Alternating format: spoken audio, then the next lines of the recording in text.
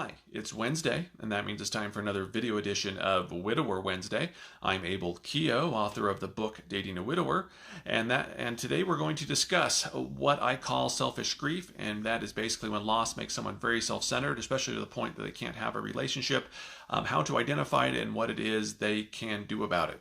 Now, when you lose a spouse or anyone else that you love, it's obviously a very hard and traumatic experience, and grief is a normal part of that process. It's a normal part of loss. And while there's nothing wrong with grief, something I see sometimes is that unchecked grief can make people selfish to the point that it negatively affects them along with anyone else in their life, especially those that they're trying to have a relationship with. So how do you know if someone's involved, maybe the person that you're dating is kind of is involved in what I term selfish grief. So one way is that they become very focused. They're very kind of so involved in their own pain that they're very self-centered. They withdraw from social interactions. They neglect responsibilities. They can't even offer support to those who also may be grieving. Sometimes they'll say things like, no one understands my pain, or no one understands my loss. And this makes it very difficult to maintain relationships. So especially like for widows and widowers, they may start dating again, but they find out they can not maintain relationships long term.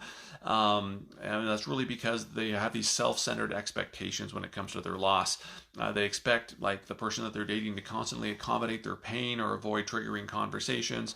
And that obviously puts a strain on the relationship because the person that's dating them feels like they're walking on eggshells. There's certain things they can't say, or that they can't do, which obviously leads to tension and a distance. And again, not that you should go out there and just trigger people, but I think part of opening your heart and doing it again is being able to discuss your loss in a healthy way. So, the person that you're dating understands where it is that you are in the process and where it is that you're coming from. Something else that I see with people who are mired in selfish grief is that they tend to minimize other people's loss or pain. So like maybe they're dating someone and maybe that person hasn't lost a spouse, but maybe that person has an abusive past, or they've come from a horrible marriage. They've experienced other problems in their life, and they kind of minimize that. It's like, oh, well, that's not the same as losing a spouse, right?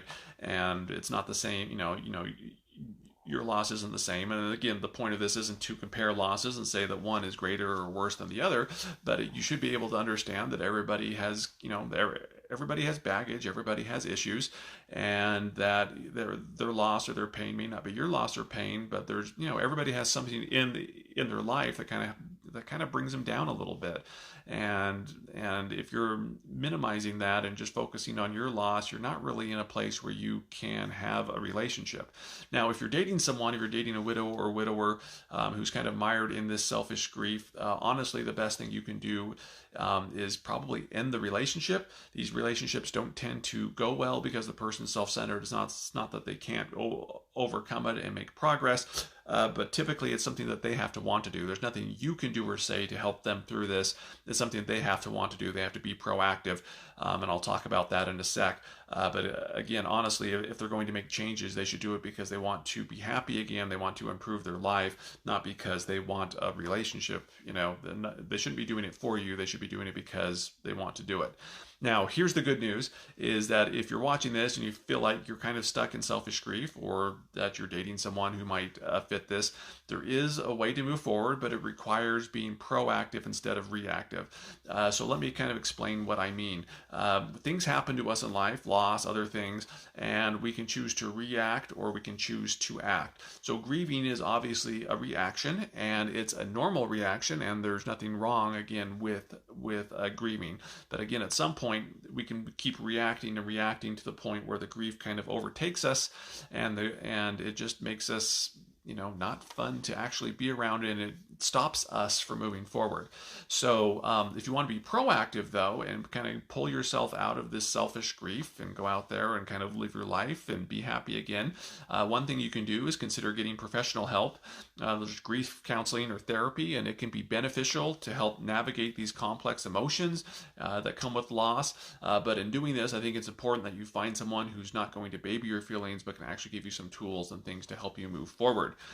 Something else you can do is you can find a new meaning and purpose in your life. Everyone needs a reason to get up in the morning, and you know, it doesn't matter if you've experienced loss or not. We all need a reason to get up and embrace the day and enjoy it. And so it's things that you might want to consider is you can get a new job, or get a new hobby, start a new hobby, restart something maybe that has been, you know, that you've wanted to do for a while. You can take a trip.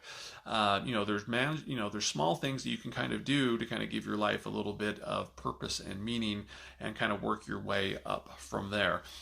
Another thing you can do, and this is something I see people struggle with a lot, you can eat well, you can exercise, and you can sleep well. Like, for example, physical activity, exercise is a very powerful tool in helping manage grief. It helps release endorphins, it improves your mood, and it even provides an outlet for stress. So like, for example, back when I lost Krista, I was already kind of running, but I started running earlier in the mornings, and I did it every morning. It was kind of my way just to kind of channel all the built up feelings and emotions that I had. I kind of got it out in a run, and then I could kind of survive the rest of the day, for example. But you know, there's various things that you can do to help kind of channel your feelings and grief. Something else you can do, and this is something I see people struggle with too, is you can eat better. I know, we go through periods of pain and loss, and it's easy just to kind of just eat whatever it is that you want. But honestly, eating good food can help you feel better. Proper nutrition, it's good for your overall well-being. In addition, you can do your best to sleep better. Again, this is something I really struggled with. After I lost, it was very hard. Sleep was, going to sleep and waking up, those were kind of the worst times in my thing. But trying to establish a routine and getting as much rest as possible is, again, something you can be proactively doing to kind of help yourself pull out of this. If you are religious, or even if you're not religious, you can look at some various different spirituality or religious things. There's lots of teachings out there that can help you find comfort and help you move forward and give you a reason to hope. If you want one, I'm happy to recommend one for you. Send me an email or a message, and I'm happy to, to share with you what I know. But there's things again, be proactive. You can be proactive. You can start attending church or re-attending church, or finding some kind of spiritual practice that can help. That can help you just with what you're going through. Now, another thing you can do, and this one is my favorite, is you can go out and serve others. And, you can serve people in your family, your neighborhood, and your community. And I know, whenever I bring this up, I always get looks like, what are you saying? I've just, I'm depressed.